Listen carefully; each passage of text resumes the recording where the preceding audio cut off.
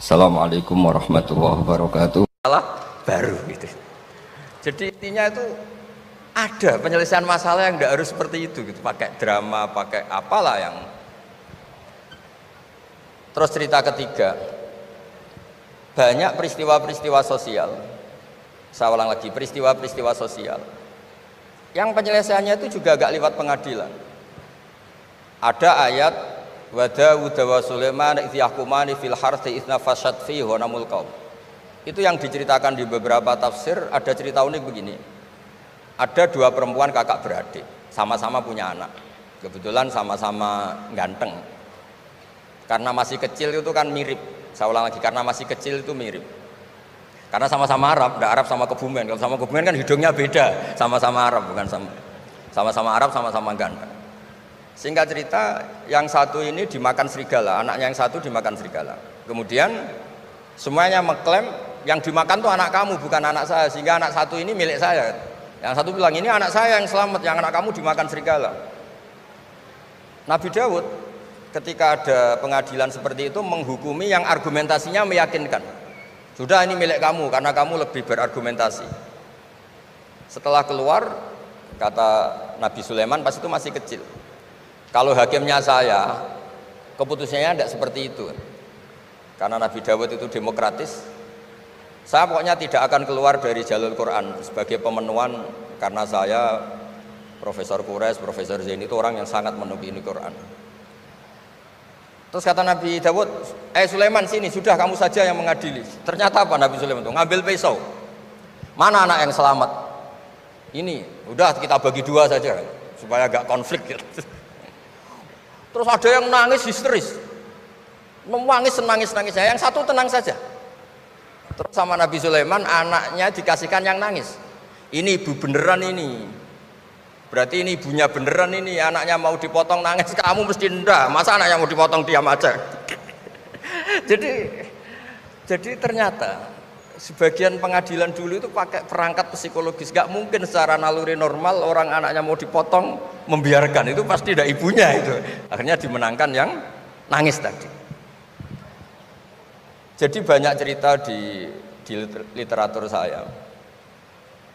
Itu tidak semua masalah atau kemungkaran atau maksiat atau apa itu diselesaikan pakai cara-cara mempermalukan di depan umum atau pidato berapi-api yang mojokkan sana sini.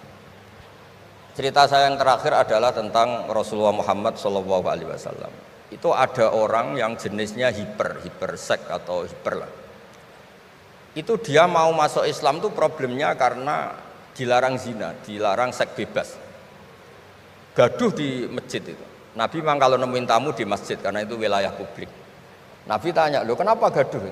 Itu ada pemuda yang ingin masuk Islam tapi yasta'dzinu fi zina, dia minta izin supaya tetap boleh zina. Nah, kenapa gaduh? Semua sahabat melarang karena itu nggak mungkin, makanya nggak boleh ketemu jenengan itu. Kata Nabi, enggak apa-apa, suruh ketemu saya. Setelah ketemu Rasulullah di depan beliau, apa betul kamu pemuda yang ingin masuk Islam tapi minta izin tetap boleh zina? Iya ya Rasulullah. Apa jawabannya Nabi itu unik. Atuhibbuhu li ummik, pertama, kamu suka kalau ibu kamu profesinya seperti itu kemudian dinikmati hidung-hidung belang? Enggak Nabi, kalau ada orang gitu sama ibu saya tak pukul. Atuhibbuhu li bintik, kamu suka punya putri yang jadi mainannya orang-orang hidung belang? Ya enggak Nabi. Atuhibbuhu li ammatik, kamu suka kalau itu terjadi di bule kamu? Sampai nyebut sekian orang-orang yang dicintai pemuda itu. Akhirnya pemuda itu, wallahi, demi Allah saya tidak pernah melihat sesuatu seburuk zina, seburuk itu. Dan demi Allah saya tidak akan zina lagi. Jadi logikanya diset oleh Nabi, dan Nabi tidak ngancam neraka, tidak marah, tapi logikanya diatur. Itu pula yang sering digunakan di Quran, sering ada kata kul aro'aitum, ya kan banyak di Quran. Aro'aitum itu orang diajak berpikir bersama. Ya, jadi menjaga kemajmukan, menjaga ukhuwah itu dimulai dari cara menyelesaikan. Tidak semuanya harus pakai marah-marah, pakai apa. Dimulai dari Allah sendiri. Dalam banyak cerita di Quran, di hadis itu suka hal-hal yang kecil, yang keseharian. Makanya dulu itu kalau ulama ditanya, saya ini tidak punya uang padahal ingin makan enak, Ij'al idama ka'al ju'a. Ya, lauk paling enak itu satu, yaitu lapar. Kalau kita puasa, makan apa saja enak karena lapar. Orang sudah lupa, ngiranya makan enak itu kalau menunya atau lauknya sesuai selera, itu keliru. Ij'al idama ka'al ju'. Jadikan lauk terbaik adalah lapar. Wah, kita mau tidur gak enak gini-gini, ingin cari tempat yang enak. Ya, makanya Kiai kuno kalau nasihati anak-anaknya, kamu kalau ngaji makan yang enak, tidur yang enak. Maknanya jangan tidur kalau gak ngantuk banget, jangan makan kalau tidak lapar banget. Itu pasti semuanya menjadi enak. Nah, orang sudah melupakan kearifan-kearifan begitu, sehingga solusi-solusi yang dibikin ini lompatannya malah kacau, karena sebetulnya itu ndak adatnya Allah. Terus yang terakhir, ini makalah yang saya bawa dari dalam. Ini mungkin nanti Pak Munjid bisa belajar. Bisa ya tadi, bisa dijual ini. Karena sekarang itu ngaji itu pokoknya keren lah sekarang. Ngaji sekarang tuh fid dunya hasanah wa fil akhirati hasanah. Dulu ngaji itu hanya fil akhirati hasanah, enggak dapat apa-apa. Kalau sekarang tuh fid dunya hasanah wa fil akhirati enggak jelas. Karena sudah dapat upah itu. Nah, ini cerita, ini di tafsir Qurtubi, nafsiri ayat la khaira fi katsirin min najwahum illa man amara bi shadaqatin. Ikutnya suratun Nisa, nanti bisa dicari di, ya kalau orang UGM mungkin di googling mungkin 114 ayatnya. Sistem di pengadilan Indonesia, misalnya ada orang sengketa, kadang-kadang dilaporkan ke polisi itu silakan selesaikan secara kekeluargaan. Itu ternyata ini di tafsir Qurtubi, di kitab saya baca teksnya supaya nanti ditasih Pak Quraisy. Wa kataba Umaru ila Abi Musa al-Asy'ari radhiyallahu anhu qol rudda al-khusuma hatta yastalihu fa inna faslal qada'i yurithu bainahum ad-daghain. Jadi kalau ada orang sengketa, silahkan kembalikan yang sengketa, kata Sayyidina Umar. Jangan-jangan mereka punya solusi kekeluargaan. Karena kalau diputuskan di pengadilan itu bisa yurisud daghain, bisa melahirkan dendam, hasud, dengki. Tapi kalau mereka diselesaikan dengan logika mereka sendiri, dengan kearifan mereka sendiri, maka itu lebih baik. Ini juga yang dilupakan, setiap ada masalah itu dikasuskan di pengadilan. Padahal ini andaikan saya dalam posisi pengamat politik mungkin cerita, padahal bisa diselesaikan dijadikan menteri misal, tapi itu tidak wilayah saya. Tapi itu tidak wilayah saya. Andaikan saya datang sebagai pengamat politik mungkin contohnya itu, tapi saya tidak masuk wilayah itu. Cerita-cerita itu masyhur itu.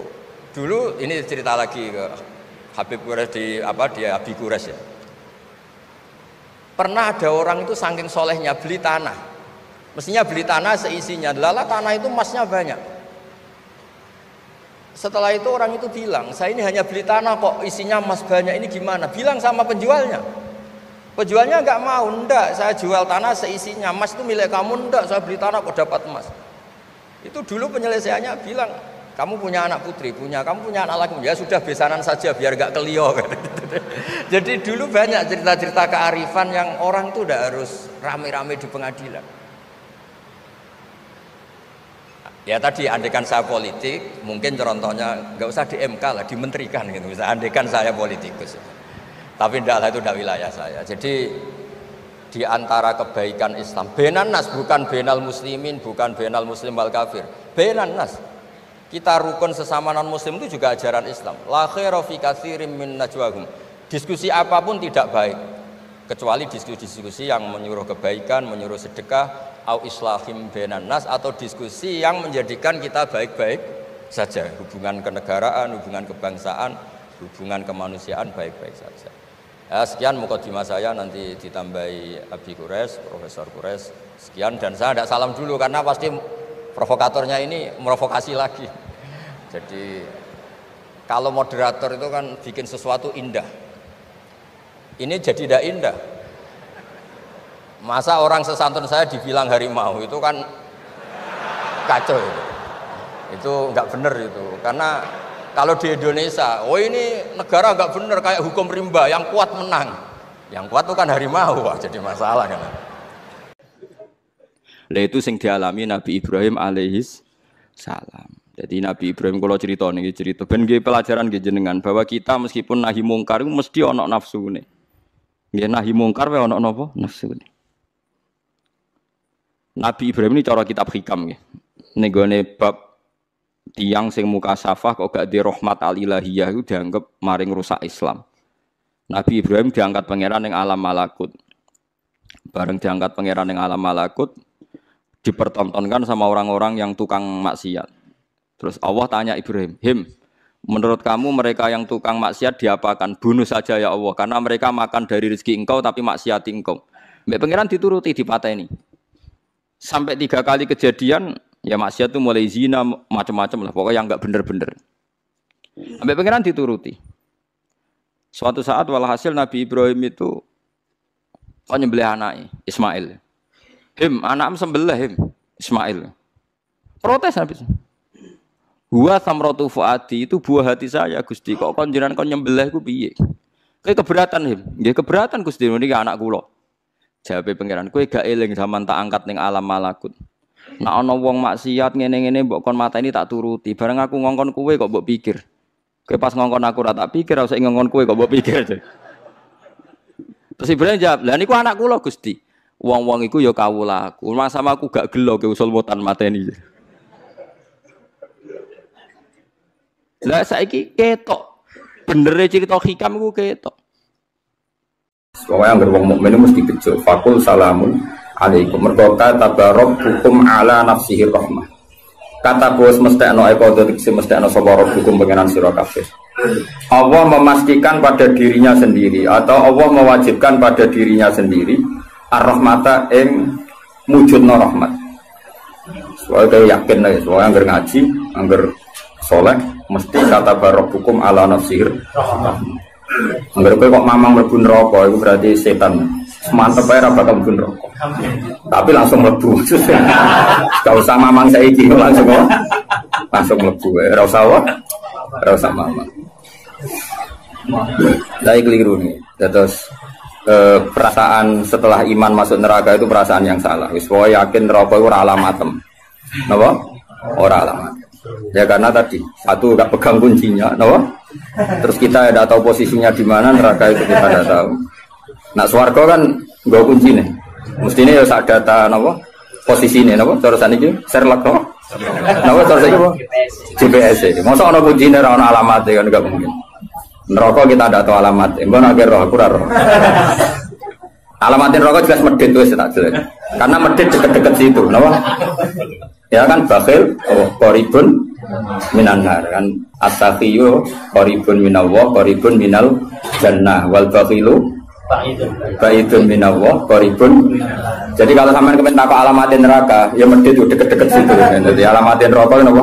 Medit. Agar medit ya sudah deket. Saya di kawasan situ no. Jadi gampang kan kita takok alamatin neraka itu.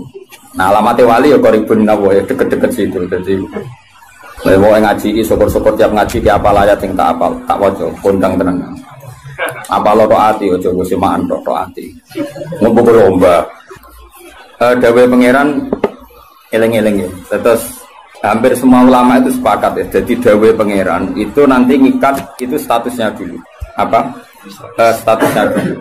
Nanti kalau status itu jelas, nanti ketentuan hukum ya hanya di status itu.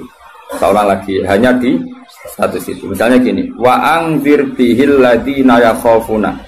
Peringatkan dengan Quran orang-orang yang punya rasa takut. Rasa takut akan nanti ketemu Tuhan. Yaitu tengororo mahsyar, ayyuhsaru ila rabbih. Nah, sekarang pertanyaan saya, yang merasa takut akan terjadinya mahsyar, terjadi ketemu Allah itu orang mukmin apa orang kafir? Enggak jawab itu. Orang mukmin. Ya, sepakat ya, karena yang punya perasaan yakhafun itu hanya orang mukmin. Sebab itu Imam Suyuti ngendikan wal muradu bihim al mukminun al asun apa? Wal muradu bihim al mukminun al asun. Jelas ini masih jalalan nih. Ganggu kira paham ya. Mulane sedurunge ngaji ku sinau kok nyocokno ilmu, paham. Jadi anggere aku kok cocok terus wis alim kok Gus Ba kan oleh enak. Terus minggu berikutnya ora usah ngaji kan wis padha napa? Lah ya jadi sedurunge ngaji kok sinau. Kok ternyata keteranganku kok padha ya wis langsung mulai ngono padha. Ya, lah narasi nau terus pinter neng kere malah ngeklaim ladu nih. Malah repot meneh. Tapi kalau seneng sing keklaim, gampang syukur, napa? Kalau baleni malih. Saya banyak baca tentang ulumul Quran, banyak baca selalu. Status itu penting sekali. Ya saya ulang lagi ya. Peringatkan dengan Quran orang yang takut akan terjadinya mahsyar, yaitu posisi manusia yuhsyaru ila rabbihim, digiring menuju Tuhan. Kalau dikasih an ya yuhsyaru ila rabbihim. Orang-orang itu peringatkan bahwa nanti di mahsyar itu faktanya domir sa'an itu domir faktual. Nah faktanya adalah laisa lahum min dunihi wali wala syafi'. Nanti di akhirat itu, di mahsyar itu tidak ada lagi yang bisa menolong tanpa melibatkan Allah. Karena tentu Allah itu aktor utama, al-fa'ilul mukhtar. Semua tentu terserah Allah. Nah pertanyaannya begini, lalu maknanya apa? Tentu orang-orang kubu sebelah, terus anti syafaat. Ya kubu sebelah mana? Itu barangnya kubu sebelah. Makanya itu problemnya. Makanya gue debat sampai kubu sebelah tadi, gue sopoai sebelah. Itu repotnya di situ. Mazhab ahli sunnah yang mainstream kadang tidak didukung dhahirul ayat, tapi mazhab kita didukung tahqiqul ayat. Memang makna detail itu beda dengan makna yang dhahir. Ya misalnya gini, saya ulang lagi ya. Jadi status itu tentukan dulu. Ya, yang khaufun itu artinya mukmin apa musyrik? Mukmin, karena punya rasa apa? Takut. Artinya dia iman terjadinya terjadinya kebangkitan. Jadi mereka juga punya grogi ketemu Allah. Nah lumayan kan, punya rasa grogi itu lumayan, berarti mukmin. Tapi yang boleh grogi itu hanya al-mukminuna al-asun dari maksud. Yang punya grogi itu hanya orang mukmin yang maksiat. Kenapa demikian? Karena kita tahu ala inna awliya Allahi la khaufun alaihim wa lahum yahzanun. Kalau kita wali kan tidak ada rasa takut. Sanane kangen pangeran. Makanya wali-wali itu apa mati seneng. Kangen pangeran kok mati. Beneran yang ketemu sing disenengi kan. Oke, wedi kan mergo ngerti alamatmu. Sing wedi mergo sadar alamatnya kemana, napa? Ngerti alamatmu. Nah, kalau wali itu kan pikirannya tadi la khaufun alaihim wa lahum yahzanun. Definisinya wali itu alladzina amanu wa kanu yattaqun istilahumul busyra fil hayatid dunya fil akhirah. Mereka punya kegembiraan baik zaman hidup maupun setelah akhirat. Malah ana wali kok pahpoh. Dunya wis rusak sumpek kabeh ora pati wali. Memang donya ngene iki sing gawe buyutem. Dunya koyo ngene iki sing gawe pangeran. Pemilu kacau sing gawe yo pangeran. Kowe melarat sing gawe pangeran, kabeh pangeran sing happy wae digawe kekasihmu. Wong nak seneng cawe wedok ayu, wis merengkot yo ayu, guyu yo ayu. Apa meneh iku pangeran. Pangeran iku gawe donya kacau ya tetep apik, gawe donya apik ya tetep apik. Wong pangeran ra ono salah. Sing duwe ape bapak ngono. Masa mesti gawe donya kacau sapa? Makanya perdebatannya Mu'tazilah sama Ahlussunnah kan gitu. Mu'tazilah itu berkeinginan Allah itu hanya bisa melakukan suatu kebaikan. Karena keburukan biar diciptakan iblis. Terjadi Ahlussunnah. Nah, ngono pangeran kalah lah keleke ning dunya. Foto jangan melek. Nah, malahnya secara Ahlussunnah sebagai khairihi wa syarihi. Makanya saya dukung kebodohan karena supaya iman be kodok. Anggapnya latihan iman be khairihi wa syarihi. Enggak apa-apa kalau demi iman be kodok-kodok sudah keburu. Ya sudah seperti itu. Saya ulang lagi. Nah, orang yang punya rasa takut ketemu Allah itu tentu orang mukmin. Kenapa takut? Ya karena maksiatnya banyak. Nah sudah, berarti makanya Imam Suyuti memutuskan wal muradu bihim al mukminun al-asun. Maksudnya tawarai dari ahli tafsir, tawarai bendong. Kenapa beliau berani ngendikan wal muradu bihim al mukminun al-asun. Nah, itu ya satu kebenaran. Nah, orang-orang seperti itu tuh kandani laisa lahum min dunihi wali wala syafi, bahwa mereka itu tidak akan lagi dapat syafaat kecuali dapat izin Allah. Nah, tentu kubu sebelah akan mengartikan makanya tidak ada wasilah, tidak ada syafaat.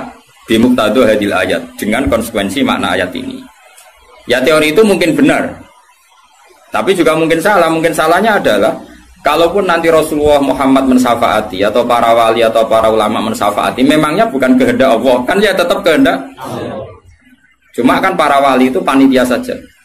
Misalnya aku nyafaati Toha Gusti niki santri kulo, masih melepuk ning podium di santri. Nah, terus Dibuktekno, malaikat ki nyekseni nggih kadang-kadang nggih ngaos. Tapi ngedole kata ngedole. Goleke kalian ngedole kata ngedole. Terus abilon niku jenenge cah pinter Gus. Wong golek badhe iku cah. Akhirnya ya wis ora apa-apa masuk. Nah, misalnya saya nyafati seperti itu kan memangnya kehendak siapa? Ya kehendak. Maka kata Imam Ghazali, masalahnya apa? Itu nggak ada hubungannya dengan syafaat dan tidak syafaat. Kalaupun nanti dari awal kan memang gitu, mangzalladzi yashfa'u indahu illa bi'idznih. Di dunia otoritas yang milik Allah, nanti di akhirat juga milik Allah. Jadi ini penegasan tauhid yang normal saja, tidak ada konsekuensi makna, tidak ada syafaat. Saya ulang lagi ya. Jadi ini kan ilmu tauhid yang normal saja. Di dunia kita bisa gini ya karena kehendak Allah, di akhirat juga sama karena Allah selalu al-fa'ilul mukhtar. Allah tidak dibatasi dunia maupun dibatasi akhirat. Maka kata Imam Ghazali, beliau berkali-kali ngendikan fa inna rabbad dunya wal akhirati wahid. Pangeran dunya mek akhirat ku sitok. Kowe ora iso pangeran bukai konstitusi. Misalnya pangeran apa nyafaati itu, Gusti ingat loh ini akhirat. Nampun mati niku ngamal pun terbatas. Jenengan harus ingat itu lho pangeran. Wah atur. Pangeran tetap ya falu maya sak ngawur ya. Yang kena aturan itu kue, misalnya ngene, kue wis mati kok, Gusti kula nyuwun ganjaran salat. Wis ora salat dijuk ganjaran. Enggak bisa. Tapi nak pangeran ngekei, kita tak kei ganjaran salat nganti kiamat. Senajan to saiki iki iso salat. Kenapa Gusti? Ya terserah aku pangeran. Pangeran mbok warai. Sehingga Allah itu tetap, makanya pendapat Ahlussunnah wal Jamaah itu pendapat paling normal karena memberi hak Tuhan bahkan ketika di akhirat. Nah Mu'tazilah ora. Pangeran kudu tunduk ke konstitusi, batas amal, batas akhir. Jadi kena limit. Jadi kaya kentekan pulsa. Jadi kena pangeran nyafaati wong nganggur-nganggur ngene iki. Gusti inget loh. Ini sudah akhirat. Batas akhir amal. Kan sudah mati. Pangeran ra iso mbok atur kudu ra iso. Sebagaimana dia Rahman zaman ning dunya ya Rahman ning akhirat.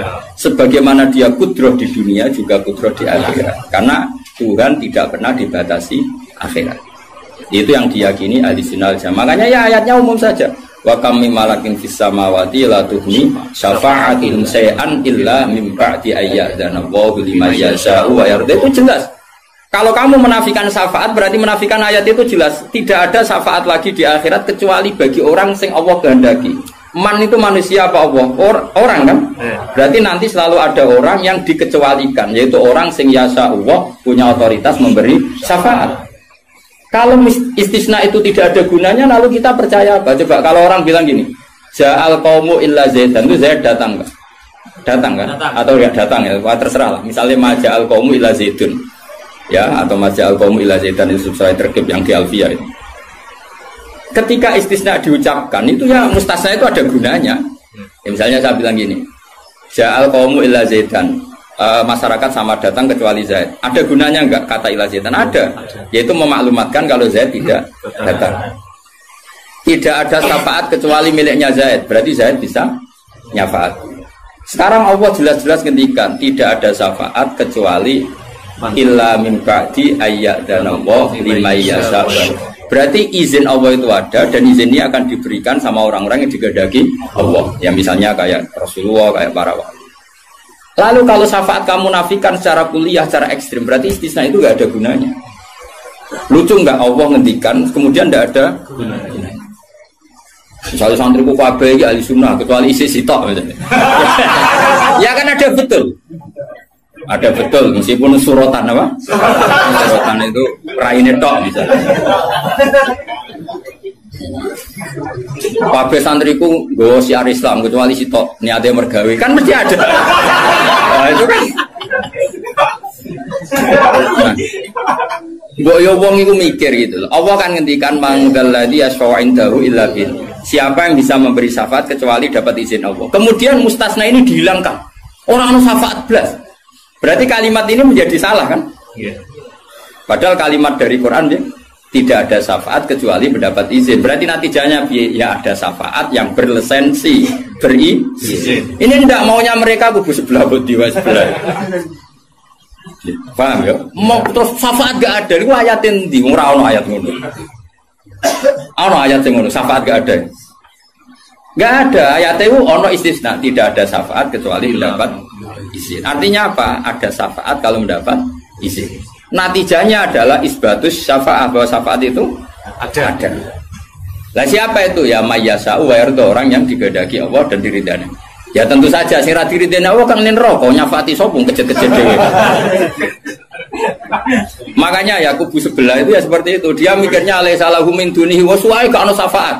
Qala ta'ala alhamdulillah do hafal Quran. Lah sing bantah ya ora hafal Quran padha ae bantah-bantah. Ya seneng reporter ya mergo seru. Sing bingung sing alim Gus delok. Ngene cara bapak zaman Sugeng. Ah delok omongane ngomong tambah goblok. Mergo tambah gak jurus. Tambah apa? Gak jurus, padha hafale kok bantah-bantah. Ayo deglek. Lo sering ngambil tidak bantah-bantah tiang, tak tantang. Ya apal Quran, enggak.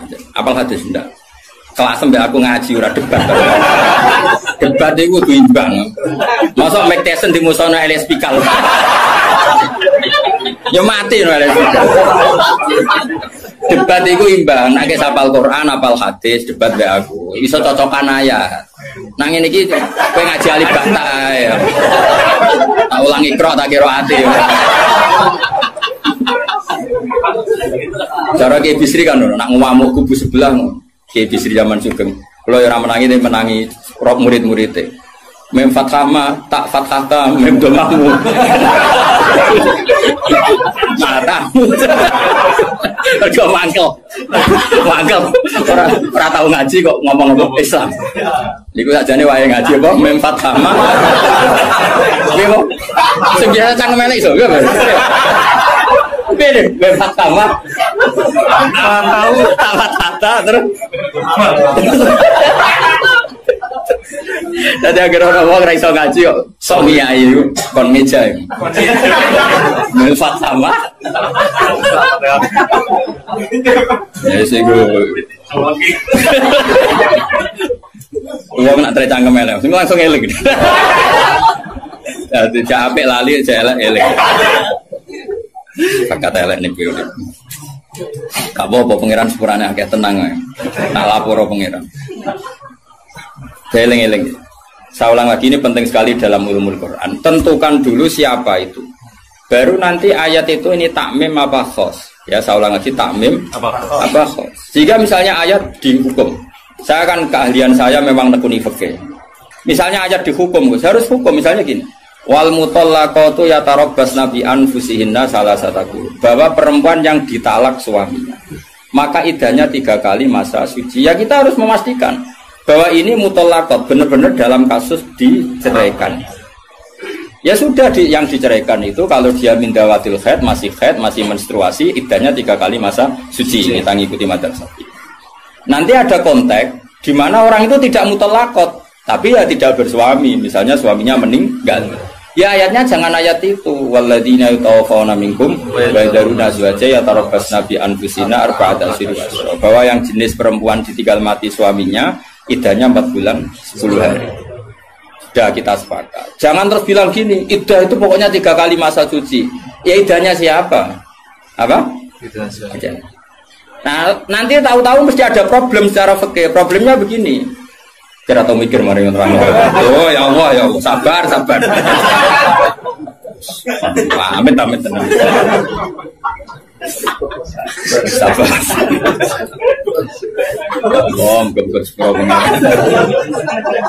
Problemnya kan gini mestinya kue ujung juga tok dari ngaji tuh. Jadi sunnah Rasul orang yang juga tok ngalim ya sunnah Rasul. Apal Quran ya sunnah, lomo ya sunnah. Jadi meskipun ke fair, kalau kue jabatan ya sunnah Rasul. Tapi sing alim ya sunnah Rasul. Milih sing gampang apa sing angel? Cangkemmu aku rasa ngomong. Nah, rungono ya. Problemnya begini. Lalu apa semua wong itu haid? Apa semua perempuan itu haid? Lalu kalau mutallaqat sudah tidak haid gimana? Padahal konteks itu. Nah, ini makanya mirip kayak tadi syafaat. Ya yang diidahkan dengan haid ya yang haid. Kalau yang enggak haid ya kita cari ayat yang lain. Dan alhamdulillah kita hafal Quran sehingga tetap tahu. Yang enggak haid itu masuknya ayat wallahi ya isna minal makhidi min nisaikum inirtabtum fa'iddatuhunna salasatu asyuri wallahi lam yakhidna. Jadi kalau perempuan tidak haid karena menopause itu iddahnya 3 bulan atau yang belum haid. Paham jelas ya? Jadi ayat itu pastikan subjeknya siapa tentang siapa, jangan langsung diartikan enggak ada syafaat. Dalile surat An'am nomor piro? Biasanya apa ayatnya reswa ayatnya? Nomor itu. Lihat ayat nomor sekian. Nah ya iku bunine piye aku. Rata-rata iso ta ora? Ora iso. Lah aku bela kowe ya ora iso pisan. Muatan wong. Ahli sunah zaman akhir ruwet, dibela jebule padha ra isane. Amit tenan. Makanya kan kelihatan kalau syafaat itu ada kan tadi saya ulang lagi ya. Tidak ada syafaat kecuali kepada orang yang mendapat izin. Berarti harus ada aktornya. Orang yang mendapat izin itu harus ada.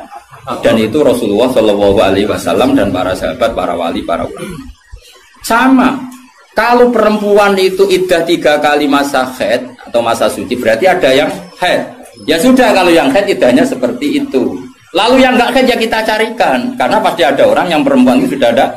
Nah itu ayatnya wallahi ya isna minal makhidi min nisaikum in irtabtum fa'iddatuhunna salasatu asyhur wallahi lam yakhidna. Paham ya? Jelas ya? Artinya kita jelas. Ojo kok pepe hafal ayat itu terus pokoknya namanya iddah 3 kali masa suci. Terus ayat arba'ata asyhur wa asra lebokno ning. Terus ada masalah lagi. Perempuan yang hamil itu ndak haid lagi.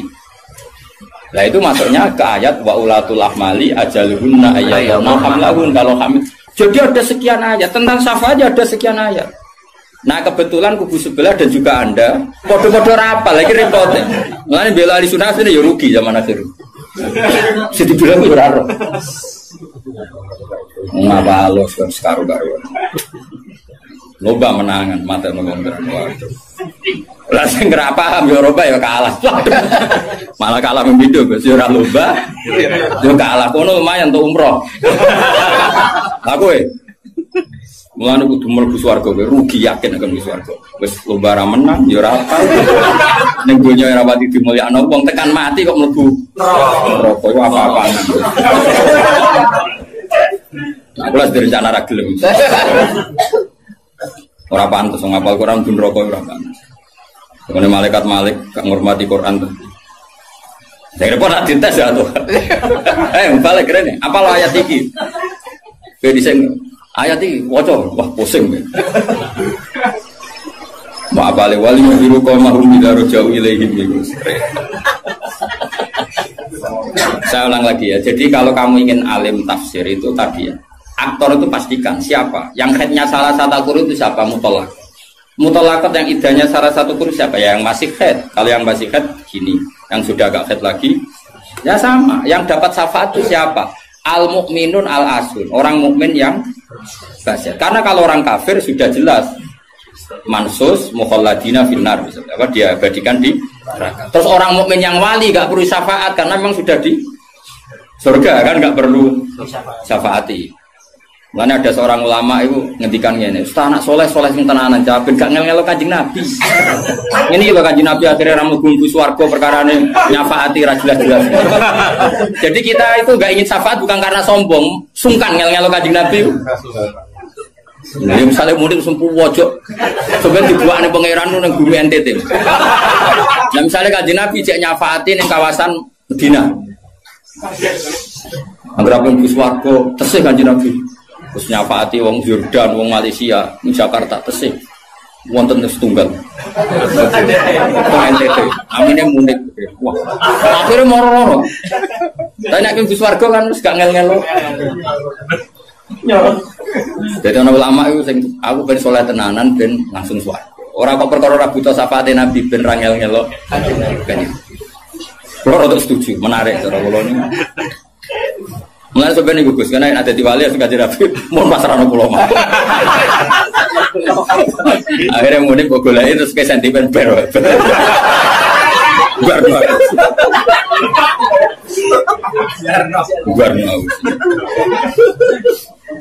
Jadi saya ulang lagi ya. Jadi kalau ada satu kalam, saya ulang lagi ya. Kalau ja'al qaumu illa zaitan, maka istisna ini pasti ada gunanya. Ya memang beberapa masyarakat datang kecuali Zaid. Syafaat itu tidak ada kecuali dapat izin. Berarti izin syafaat itu ada gitu kan. Paham ya? Izin syafaat itu ada. Ojo kok terus muni ora ono syafaat itu kesimpulan konti, ngono. Paham? Dong toh? Berarti aswaja? Ya aswaja. Kau usah training kan? Kau usah training. Ojo training balione gede jebule trainingnya ra mutu.